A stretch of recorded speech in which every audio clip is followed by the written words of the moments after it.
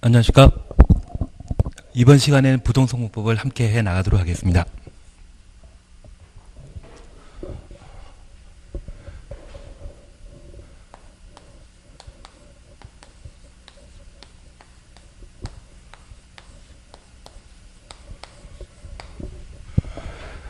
공인중개사 시험에 합격하기 위해서는 1차 시험인 민법과 학개론에 합격하고, 그리고 2차 시험인 부동산공법, 공인중개사법, 공시세법을 평균 60점으로 합격한 때 자격증을 발급받을 수 있습니다.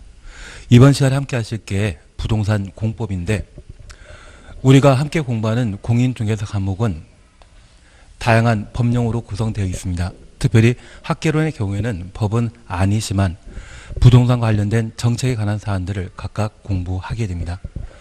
특별히 법은 공법과 사법으로 각각 구분하고 있는데, 이 사법은 개인과 개인 사이의 관계를 다루는 법률로서 우리가 공부하는 가장 대표적인 민법이 사법에 해당되게 됩니다.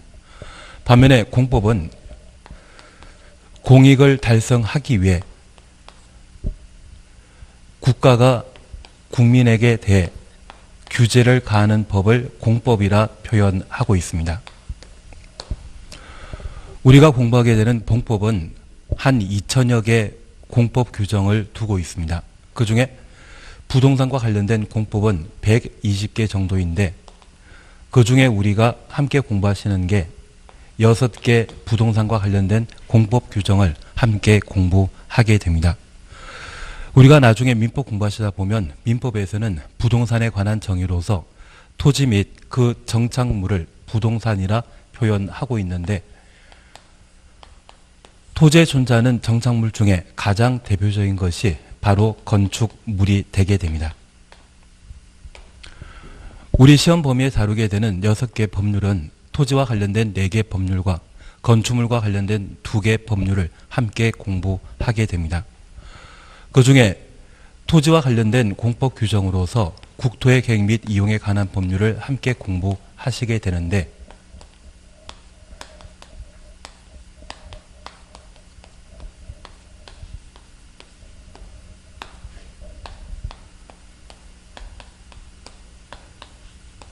워낙 법률 명칭이 길기 때문에 줄여 표현하게 되면 국토계획법이라 표현하고, 우리 시험에서는 12문제가 출제되고 있습니다.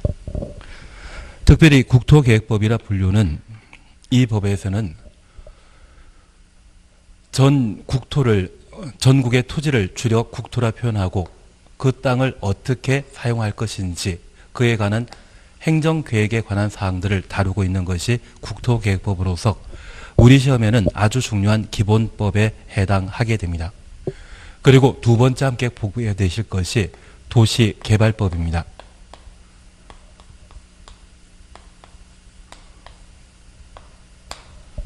서울의 용산 도시개발사업이라는 것을 들어본 적이 있다고 하면 그러한 신도시를 만드는 법을 도시개발법이라 하고, 이 도시개발법에서는 6문제가 현재 출제되고 있는데, 새로운 신도시를 만들게 되었을 때 적용되는 법령으로서 이 도시개발 사업이 이루어지게 되는 용산이나 신도시 주변에 부동산 중개업하기 위해서는 당연히 알아야 될 법률이 되게 될 겁니다. 그래서 우리 시험 범위에 포함되어 있습니다. 그리고 세 번째 우리가 함께 공부하시는 것이 도시 및 주거환경 정비법입니다.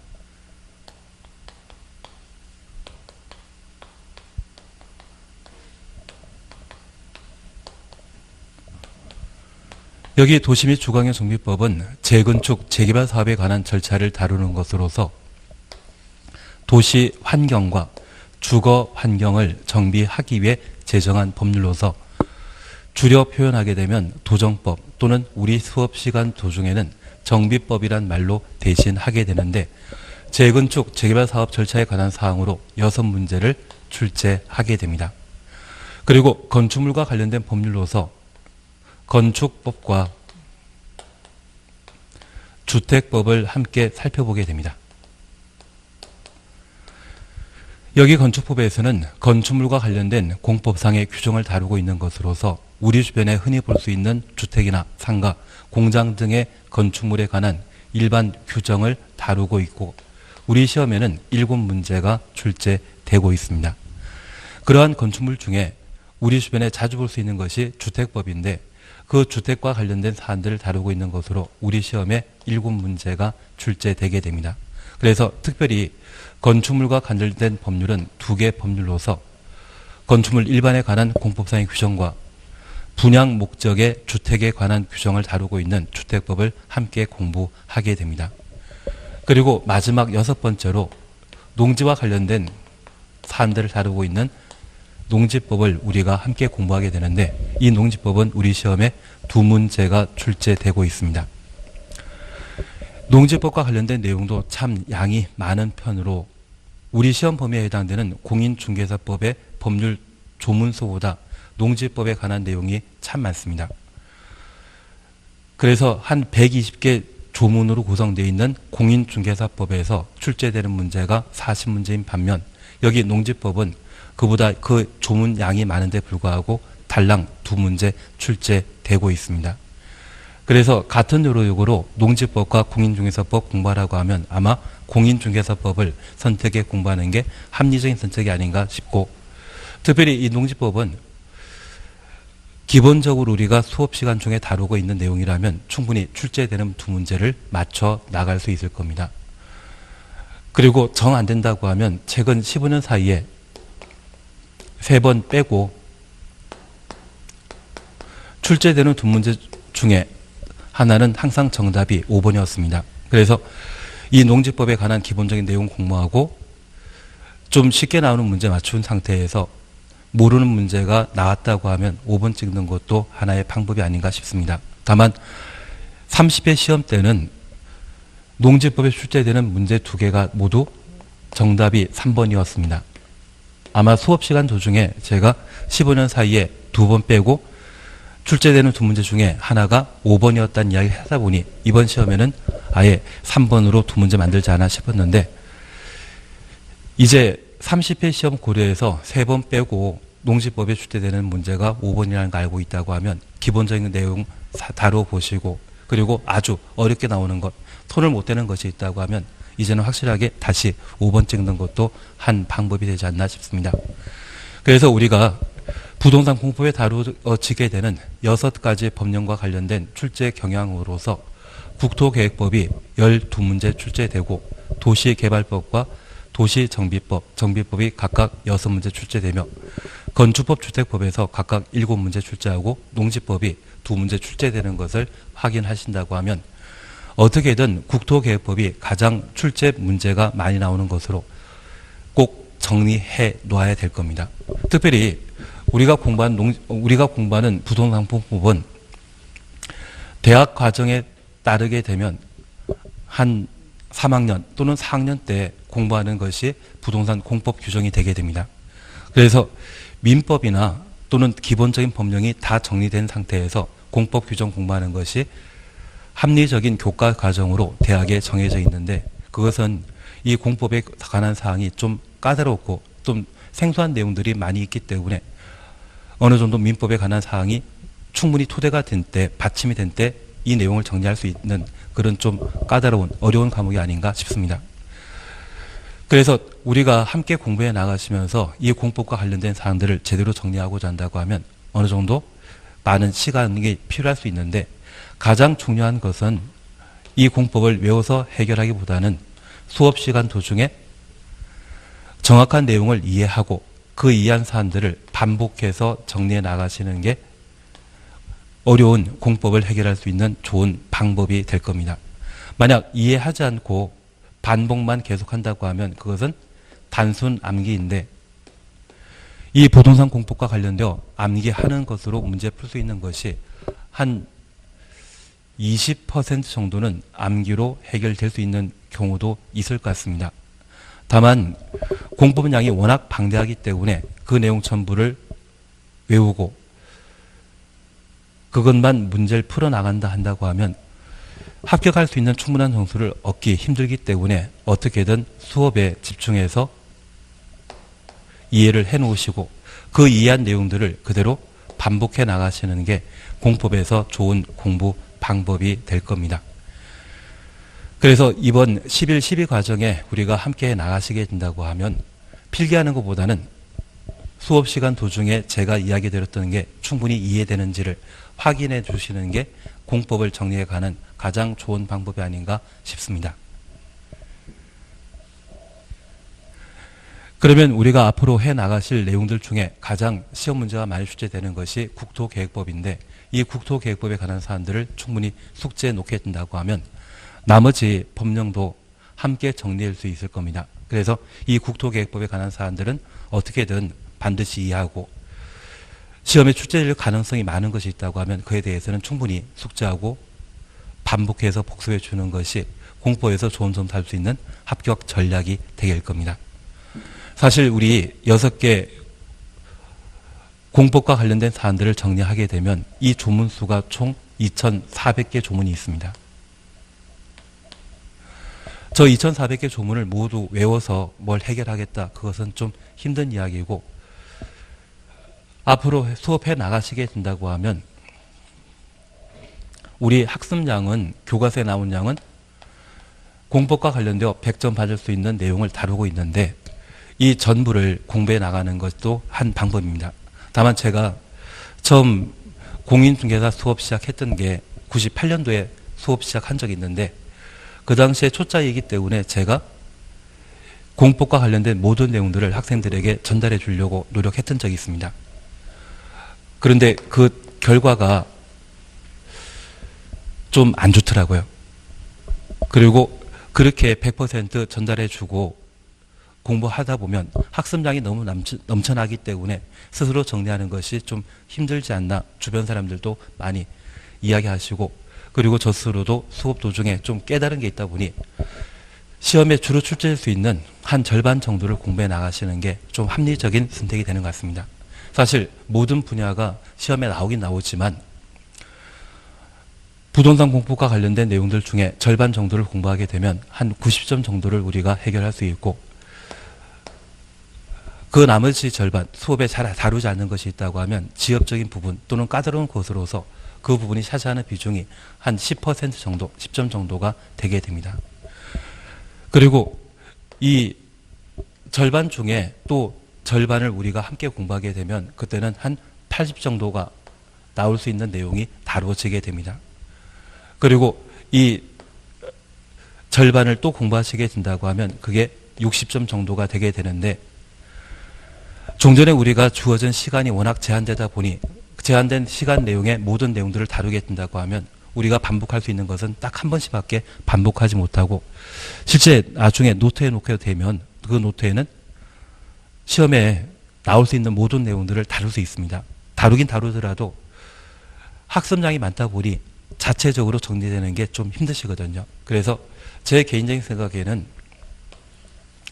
부동산 공부과 관련된 목표 점수를 한 80점 정도로 해놓으시게 되면 저 80점에 해당되는 25%에 관한 사안들을 수업 시간 중에 자주 반복할 수 있고, 그런 반복이 쌓이다 보면 그 자체가 자체적으로 정리해서 시험에 충분히 대비할 수 있는 것 같습니다.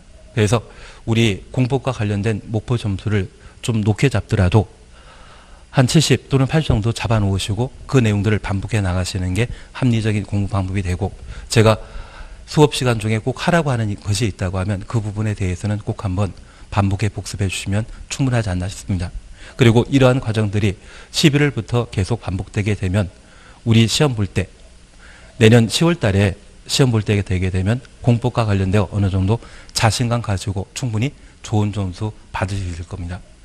그래서 우리 11, 12 과정에는 부동산 공법과 관련되어 가장 기본적인 기초 내용들을 함께 해 나가시게 될 겁니다. 그래서 이쪽에서는 용어 정의와 공법과 관련된 기본적인 전체 맥락, 체계 잡는 것이 목표가 되게 되고, 1월, 2월 과정에는 기본 과정으로서 11, 12에 했던 것들을 토대로 해서 기본적인 사안들을 추가해 나가야 할 겁니다.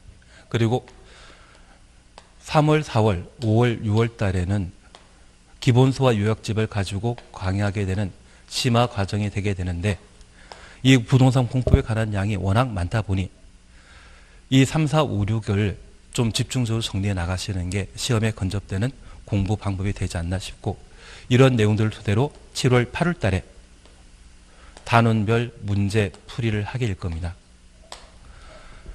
그리고 9월, 10월 되게 되면 6주에 걸쳐 동형 모의고사 문제 풀이와 테마 특강으로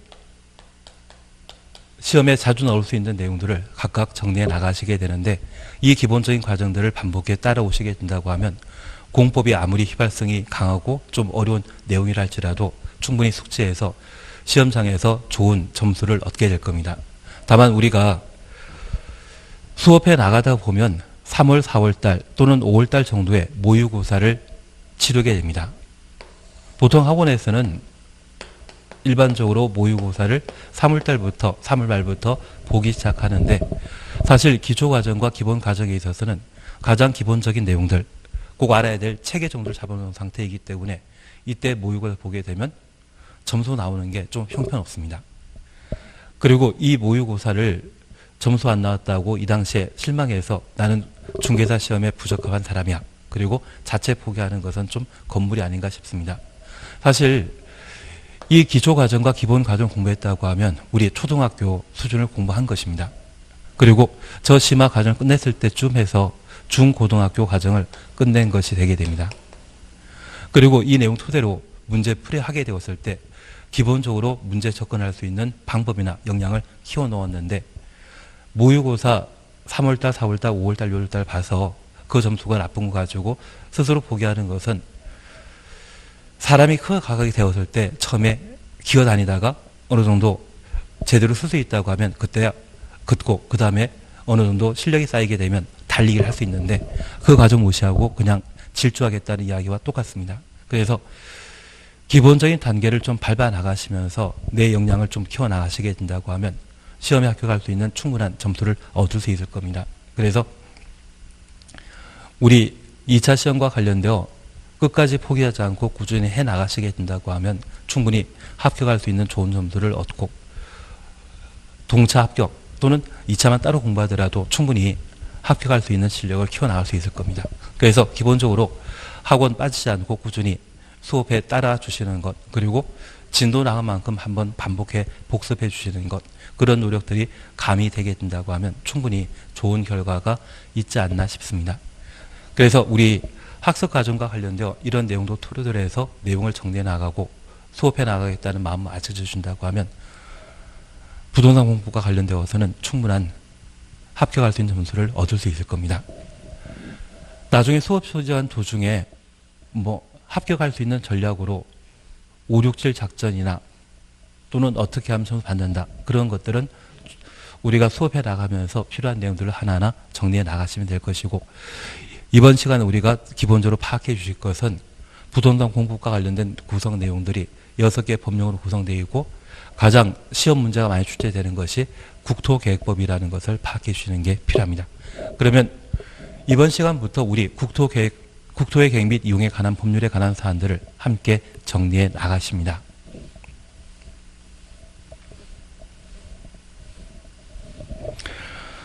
우선 우리 교재 12페이지를 함께 봐주십니다. 12페이지 보시게 되면 국토의 계획 및 이용에 관한 법률 재정 목적이라는 것을 각각 다루고, 그 재정 목적에서는 이렇게 표현하고 있습니다. 이 법은 국토의 이용, 개발, 보존을 위한 계획, 수립, 집행 등에 관한 사항을 정하여 공공복리를 증진시키고 국민의 삶의 질을 향상시키는 것을 목적으로 한다.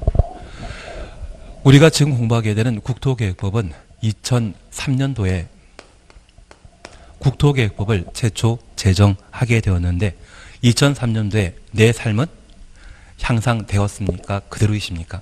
많이 발전했죠. 그래서 2002년도에 월드컵 경기 치르고 국민소득 수준이 향상되었는데 아마 그 영향이 이 법에 기인한 것 아닌가 싶습니다.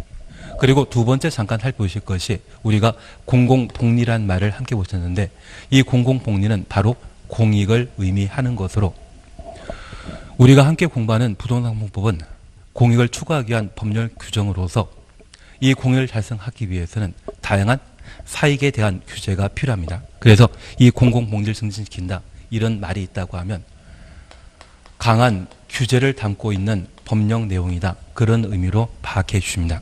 다만 우리가 이 국토계획법의 제정 목적을 통해 파악해 주실 것은 우리 주변에 다양한 토지가 있는데 그 토지를 어떻게 사용할 것인지 그 사용에 관한 사항에 대한 행정계획을 수립하는 것이 국토계획법이라는 것 파악해 주시고 저 국토계획법이 공익을 추구하기 위한 규제에 관한 법률로서 공법의 성격을 가진다는 것을 이해해 주시는 게 필요합니다.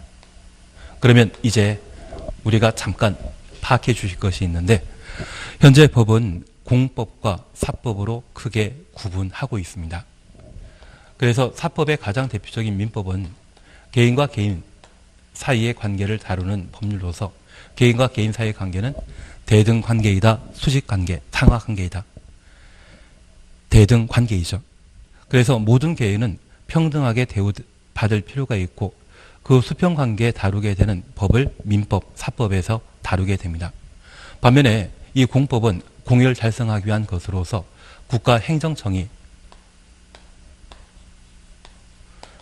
국민을 대상으로 규제를 가하기 위해 제정한 법률로서 이런 국가와 국민 사이의 공법관계는 상하관계, 수직관계가 형성되게 됩니다.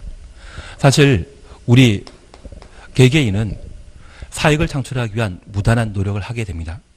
가끔 TV를 보시다 보면 일본 같은 경우는 우리나라 또는 중국보다 골드바 가격이 워낙 높게 형성되어 있어 밀수하는 사람들이 꽤 많고 우리나라 사람도 워낙 머리 좋다 보니까 여러 가지 방법으로 일본에 밀수하는 경우가 있다고 합니다. 그런데 이런 밀수가 성행하게 되면 그 개개인은 일정한 사익을 추구할 수 있겠지만 그러한 것이 해당 국가의 경제 또는 주변의 여러 가지 불편한 점을 발생시킬 수 있고 이러한 것이 국가 질서를 문란케 한다고 하면 제대로 국가가 돌아가지 못할 겁니다. 그런 불법 부당행위가 발생되게 되면 국가는 그 국민을 대상으로 규제를 가하게 되는데 그런 규제에 관한 사안들을 다루고 있는 것이 바로 공법이 되게 됩니다. 그래서 이 공법의 주체는 행정청과 국민과의 관계가 발생하는 것을 이해해 주시고 특별히 이 행정청으로 우리가 함께 살펴보시는 것으로 국가와 지방자치단체라는 것을 파악할 수 있습니다. 여기 국가라고 하면 다른 말로 중앙행정기관장 또 다른 말로 각부 장관을 국가행정청이라 표현하게 됩니다. 특별히 전 국토와 관계되어 있는 중앙행정기관장이 있다고 하면 우리가 잘 알고 있는 국토교통부 장관이 되길 겁니다. 그래서 우리 부동산 공법과 관련되어 주로承担하는 것이 국토교통부 장관인데 그를 줄여 국장이라 표현하고 이들을 중앙행정기관장 또는 국가란 말로 대신하게 됩니다. 반면 지방자치단체는 광역지방자치단체와 기초지방자치단체로 구분하고 있는데 이 기초지방자치단체를 우리는 시, 군, 구라 표현하고 있습니다. 반면 광역지방자치단체는 서울특별시나 인천광역시, 세종시인 특별자치시, 제주도인 특별자치도, 그리고 경기도, 충청남도 같은 도로, 광역지방자치단체가 현재 구성되게 되는데 우리 국토계획법은 이런 행정청이 일반 국민에게 다양한 규제에 관한 사안들을 다루게 됩니다. 특별히 우리 파악해 주실 것으로 이 광역이란 말을 한번 들어보셨다고 하면 이 광역은 단순히 넓은 지역이라 해서 광역이라는 말을 표현하는 것이 아니라 우리 서울 같은 경우에는 수도권에 빨간 버스가 다니는데 서울과 경기도의 도시를 연결시키는 버스를 광역버스라 표현하게 됩니다. 그래서 이 광역이란 말은 둘 이상의 시군을 광역이란 말로 대신하고 특별히 서울 같은 경우에는 여러 구로 구성되어 있으며 인천광역시의 경우에는 구와 그리고 강하군, 옹진군이라고 하는 군으로 행정관할구역을 구성하고 있습니다. 그리고 특별자치시인 세종시의 경우에는 현재 인구가 30만 정도 되는 것으로서 기초 지방자치단체가 없는 상태이고, 제주도의 경우에는 제주도 특별법을 만들기 전에는 제주시와 서귀포시로 제주도가 구성되었는데, 특별법이 만들어지면서 그 제주시와 서귀포시인 경우에는 그 시장을 제주도지사가 임명하는 것으로 법을 개정한 적이 있습니다. 그래서 이 제주시장과 서귀포시장은 우리 주변에 동사무소를 몇 번 방문하셨다고 하면 그 동사무소의 동장님과 같은 역할을 하는 그런 기능을 가지게 되는데, 이러한 제주시와 서귀포시를 행정시라 표현하고, 그 시장에 대해서는 주민이 직접 뽑지 않고 임명하는 임명직으로 구성되게 됩니다. 반면에 경기도 같은 경우는 이 경기도의 31개 시군으로 행정관할구역을 구분하고 있는데, 각각의 시장과 군수를 선거를 통해 직접 시민이 선출하게 됩니다. 이러한 곳을 자치시, 자치군이란 말로 대신하고 행정시장과 좀 비교되는 그런 모습을 가지게 됩니다. 그래서 현재 행정청은 국가 지방자치단체로 구성되어 있다는 것 구분해 주시고, 특별히 특시, 특도에 대해서는 시험에 크게 다뤄지지 않기 때문에 크게 무시해버리시고, 특별시, 광역시, 도를 광역지방자치단체라 하고, 저 광역이란 말은 둘 이상의 시군을 의미한다, 그런 말을 기억하신다고 하면, 서울특별시의 경우는 25개 구로 구성되어 있는 광역지방자치단체이고, 경기도의 경우는 31개 시군으로 구성되어 있는 광역지방자치단체입니다. 그래서 이 광역이란 말은 둘 이상의 시군구를 의미한다는 것 기억해 주시고, 저 광역지방자치단체를 구성하는 기본 요소를 기초지방자치단체라 표현하는데, 그 기초지방자치단체를 우리는 시군구라 표현하게 됩니다. 그래서 시군구를 책임지고 있는 자, 시군구청장을 지방자치단체장이라 표현하는데, 이들을 행정청이라 표현하고 있습니다. 그래서 우리가 꼭 기억하실 것으로, 공법은 국가 등이 국민을 대상으로 공익을 달성하기 위해 규제에 관한 법률로 구성되어 있는데, 저 규제를 가하는 자를 행정청이라 표현하고, 저 행정청은 중앙행정기관장, 국가 각부 장관과 지방자치단체, 광역지방자치단체와 기초지방자치단체로 구분한다라는 것을 각각 살펴놓습니다. 그래서 이 광역지방자치단체, 특별시장, 광역시장, 특시, 특도, 도지사를 시도지사라 표현하고, 저 시도 밑에 기초지방자치단체는 시, 군, 구청장이 존재한다라는 것을 파악하시는데, 이들이 다양한 국민에 대한 규제를 가하는 주체가 된다라는 것을 파악해 주시는 게 지금 우리가 공법을 정리하는 가장 중요한 내용이 되지 않나 싶습니다. 사실 저희가 대학 다니면서 행정법이나 또는 부동산 공법과 관련된 기본적인 사항들을 공부하게 되었을 때, 그 조문에는 항상 규제를 가하는 행정청에 관한 사항들이 나옵니다. 그래서 장관 나올 때도 있고 시도지사 나올 때도 있고 시군구청장 나오는데, 이런 사람들이 워낙 반복되다 보니 실제 뭘 공부했는지 헷갈린 것도 좀 있는 것 같습니다. 그래서 우리가 지금 구분해 주신 것으로 규제 주체의 행정청이 누구인지 그것만큼은 알고 넘어가시는 게 필요합니다. 그러면 이런 행정청과 관련된 우리가 잠깐 국토의 계획 및 이용에 관한 법률을 함께 공부하시게 되는데, 저 행정청과 관계된 사항으로 우리가 행정행위라는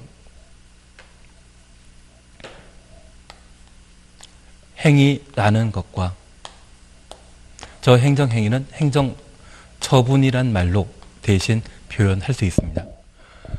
그리고 행정계획이라는 것을 우리가 함께 구분할 필요가 있습니다.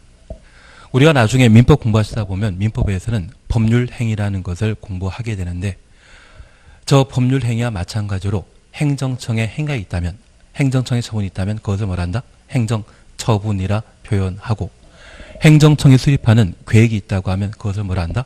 행정계획이라 표현하게 됩니다.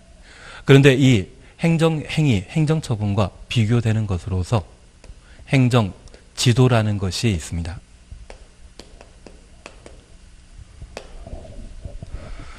최근 정부에서는 국민의 최저임금을 인상하면서 대통령께서 당부의 말씀을 한마디 하신 적이 있습니다. 이번에 최저임금을 인상하더라도 물가, 판매하는 물건 가격 너무 지나치게 올리지 말아달라. 그런 이야기를 한번 하셨는데 그런 이야기를 지키는 사람들은 좀 없었습니다. 이 행정지도는 행정청이 취하고 있는 하나의 권고에 해당되는 것으로서 일반 국민에 대한 구속력이 없는 조치를 행정지도, 권고란 말로 대신 표현하게 됩니다. 반면에 이 행정행위는 또는 행정처분은 구속력을 가지는 것을 특징을 하는데 우리가 알고 있는 행정처분 중에 내가 살 집을 만들고자 한다고 하면 건축 허가라는 것을 받게 됩니다. 만약 이 건축 허가라는 것을 받게 되면 나는 내 집을 건축할 수 있는 권리 그리고 의무가 발생할 수 있는데 저 행정처분, 행정행위에 따라 일반 국민에게 일정한 구속력이 발생되고 그에 따라 일정한 권리 의무가 발생한 조치가 있다고 하면 그것을 행정처분, 행정행위라 표현하게 됩니다. 반면 행정지도는 일반 국민에 대한 구속력 없는 것으로 저 행정지도에 따른 일정한 권리, 의무가 발생하지 않는 것이 특징이 되게 됩니다. 특별히 이러한 행정처분 중에 만약 저 건축허가가 취소되었다고 하면 나는 내가 살 집 만들 수 있다 없다? 없습니다. 그리고 건축허가 받고 건물 열심히 건축하고 있는데 공사 도중에 여러 가지 문제가 발생해서 행정청에서 공사 중지 명령이라는 것을 내리게 되면 저 공사 중지 명령에 따라 나는 공사를 중단할 의무가 발생하게 됩니다. 그래서 행정청이 취하는 처분, 행정행위가 있다고 하면 그에 대해서는 항상 일정한 구속력이 발생되고 그러한 구속력에 따라 일반 국민에게는 뭐가 발생한다? 일정한 권리, 의무가 발생한다라는 것을 각각 살펴놓습니다. 그런데 우리 이러한 행정행위가 적법하고 정당하게 이루어지게 되면 당연히 그에 따른 구속력이 발생하고 그에 따라 권리 의무가 형성되게 됩니다. 그런데 이 행정행위가 또는 행정처분이 담당 공무원이 잘못해서 또는 뇌물받고 일정한 부정한 행위를 취하는 경우가 발생하게 되면 그것은 위법하고 부당한 행정처분이 되게 됩니다. 여기 적법하고 정당한 행정행위, 행정처분에 대해서는 당연히 그 효과가 발생하는 반면 저 위법하고 부당한 행정행위의 경우에는 유효이다? 무효이다? 만약 유효라고 하면 위법 부당한 행정처분이라 할지라도 그에 따라야 된다는 것이 특징이며 무효라고 하면 부당하고 위법한 행정처분에 대해서는 국민이 저항할 수 있다는 의미를 가지게 됩니다. 그런데 우리 소크라테스 아시죠? 그분께서 술 한잔 드셨는데 악법도 법이라고 하면서 원샷 한 적이 있지 않습니까? 저 위법 부당한 행정행위를 할지라도 무효가 되는 것이 아니라 기본적으로 유효합니다. 그래서 내가 공인중개사 자격증을 따고 중개업하게 되었을 때 위법 부당한 행정처분에 따라 영업정지처분 받거나 등록 말소 처분 대상이 되었다고 하면 그것이 아무리 위법 부당한 행정처분이랄지라도 일단은 유효하다라는 것 파악해 놓습니다. 사실 이 위법 부당하다고 하는 것을 판단하는 것은 우리가 판단하겠습니까? 행정장이 판단하겠습니까? 법원 판사가 판단하겠습니까? 법원에서 판단해야 되죠. 그래서 이 위법 부당한 행정처분에 대해서는 일단 유효이고 위법한지 여부를 파악하기 위해 위법 부당한 행정처분에 대해서는 일정한 구제 절차를 두게 되는데 그 구제 절차를 법에서는 행정쟁송이란 말로 대신하게 됩니다. 여기 쟁이라고 하면 다출쟁, 송이라고 하면 소송, 송자를 말하는데 이 행정쟁송으로 사전 구제 절차는 없지만 일단 위법부당한 행정처분에 대해 사후 구제 절차로서 이의 신청하는 것 가능합니다. 여기 이의 신청은 위법부당한 행정처분한 행정청에게 잘못되었으니까 시정해달라 이의 제기하는 것을 이의 신청이라 하고, 우리 행정심판이라는 말 들어본 적 있으십니까?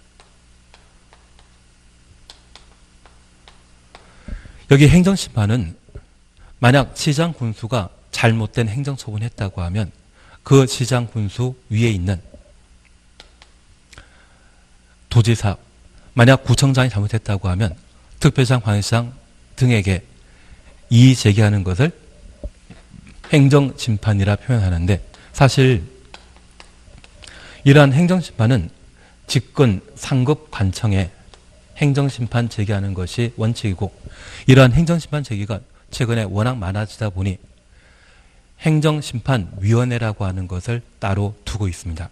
다만 행정심판위원회에 대해서는 우리가 버리시더라도 만약 광역지방자치단체인 서울시장이 잘못된 행정처분했다고 하면 그때는 직권상급관청인 장관에게 행정심판 제기하게 되고, 구청장이 잘못된 행정처분했다고 하면 그 상급관청인 시도의사, 특별시장, 광역시장, 도의사에게 행정심판 제기하는 것이 특징이라는 것을 파악해 놓습니다. 그래서 저 행정심판은 처분관청에 직접 이의 제기하는 것이 아니라 누구에게? 직권상급관청, 바로 위에 있는 상급관청에 이의 제기하는 것을 행정심판이라 표현하게 됩니다. 그러면 이런 이의 신청과 그리고 행정심판을 통해 잘못된 행정처분을 받은 국민 당사자가 권리를 구제받았으면 좋은데, 그런 권리 구제가 충분히 이루어지지 않았다고 하면 그때는 법원에 달려갈 수밖에 없습니다. 법원에 제기하는 것을 이를 행정소송이라 표현하게 되는데, 우리 행정법원이라는 곳 들어보신 적 있다고 하면 그 행정법원이 이 행정쟁송과 관련된 소송 판단하는 기구가 되게 됩니다. 그래서 우리 잠깐 다시 한번 보실 것으로, 행정청은 중앙행정기관장인 각부 장관이 있고, 지방자치단체로서 광역지방자치단체와 기초지방자치단체로 구분하게 되는데, 중앙행정기관장이 당연히 상급관청이고 지방자치단체는 하급관청입니다. 다만 이런 지방자치단체에 시도지사, 광역지방자치단체와 시, 군, 구, 기초지방자치단체에 있다면 이런 행정청 상호 간에도 상하관계가 형성된다라는 것을 파악하시고,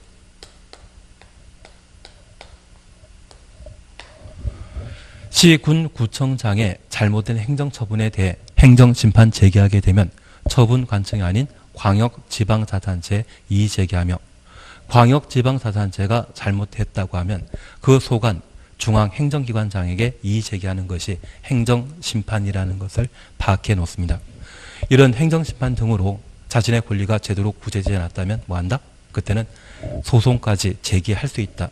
그런데 이러한 것들은 사후 조치에 해당되는 것으로서 여기 행정심판, 행정소송을 통칭해서 뭐라 표현한다? 행정쟁송이라 표현한다. 이 정도를 한번 파악해 놓습니다. 그래서 우리 행정청이 하는 행위, 처분이 있다면 다 뭐다? 행정처분이라는 것 기억하시고, 이러한 행정처분이 가장 대표적인 것이 건축허가 또는 공사중지명령이 있습니다. 건축허가 처분이나 공사중지명령이 발생하게 되면 일반 국민에게는 그에 따를 권리, 그에 따를 의무가 발생한다라는 것 확인하시고, 이러한 행정행위가 적법정당한 것이 당연한데 위법부당한 행정처분, 행정행위에 있다면 일단은 뭐한다? 유효하다라는 것 파악해 주시고, 저 위법부당한 부분에 대해서는 행정쟁송을 통해 사후에 따질 수 있다라는 것을 파악해 놓습니다. 그래서 행정청과 관련된 행정행위 함께 이렇게 봐주시고, 다음 시간에는 행정계획과 관련된 사항들을 정리해 나가시면서 국토계획법에 관한 기본적인 구성 형태를 살펴보도록 하겠습니다. 잠깐 쉬었다 하겠습니다.